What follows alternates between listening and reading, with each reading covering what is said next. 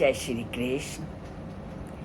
इस संसार में भी व्यक्ति जीवन व्यतीत करते हुए भी परमात्मा से जुड़ जाता है, और जो संसार में उस परमात्मा से जुड़ जाता है वो उसकी स्थिति कैसे हो जाती है, उसका मन, वचन और शरीर किस तरह संसार में व्यवहार करता है, उसी का वर्णन परम पिता परमात्मा आज के श्लोक में करते हुए कहते हैं, लभन्ते ब्रह्म निर्वाणम ऋष्या क्षीण कल्मषा छिन्न द्वेधा यत आत्मना सर्वभूत हिते रतः। कि वो मनुष्य जिनके पाप समाप्त हो गए हैं और जिनके सारे संदेह मिट गए हैं और जिनका मन पूरी तरह से वश में हो गया है, वो सभी प्राणियों के कल्याण के लिए काम करते हैं।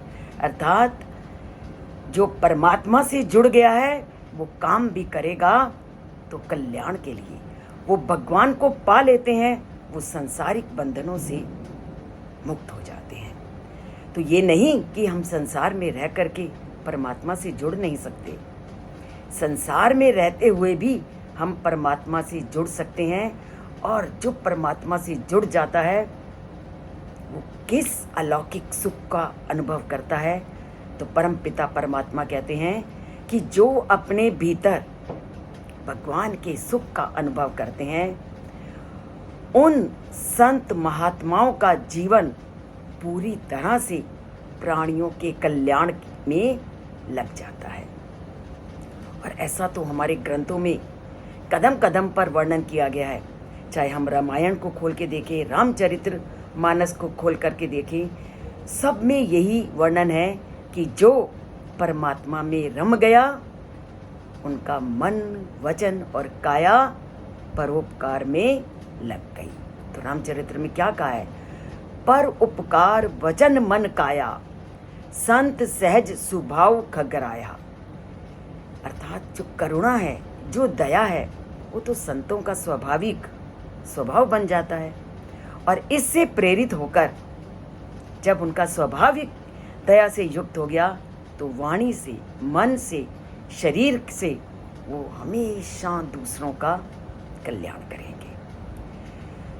परोपकार सबसे प्रशंसनीय काम है, किंतु शरीर संबंधी, शरीर के कल्याण संबंधी कार्यों का परिणाम अस्थायी होता है।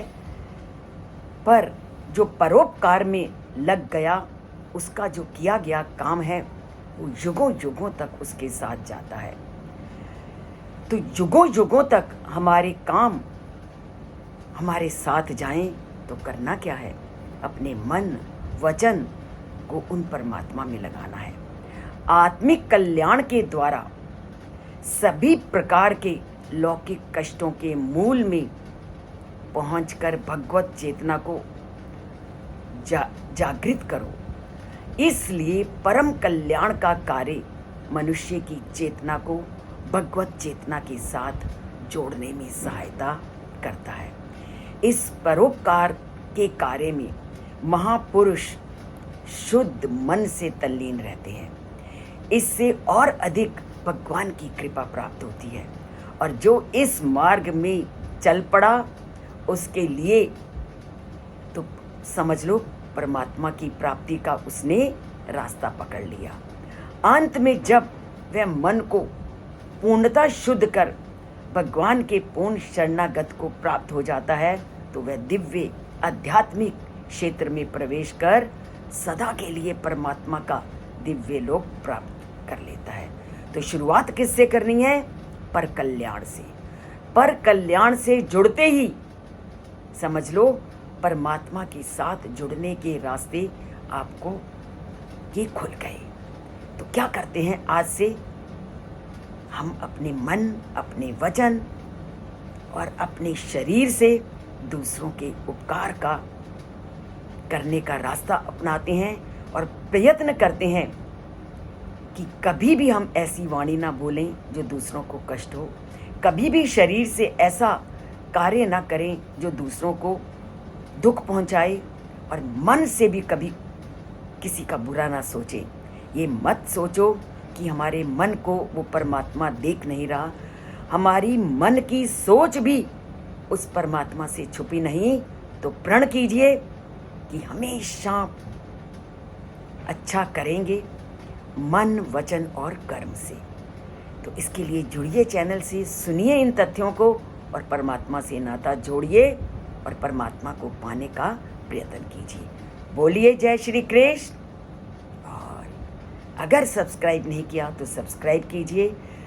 सब्सक्राइब एक बार करना है, दोबारा उसको नहीं छूना। दोबारा उसको छूने से वो आप अनसब्सक्राइब हो जाएंगे, आप चैनल से निकल जाएंगे।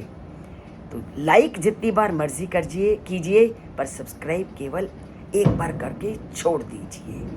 तो लिखते हैं जय श्री कृष्ण और बोलते हैं जय श्री कृष्ण।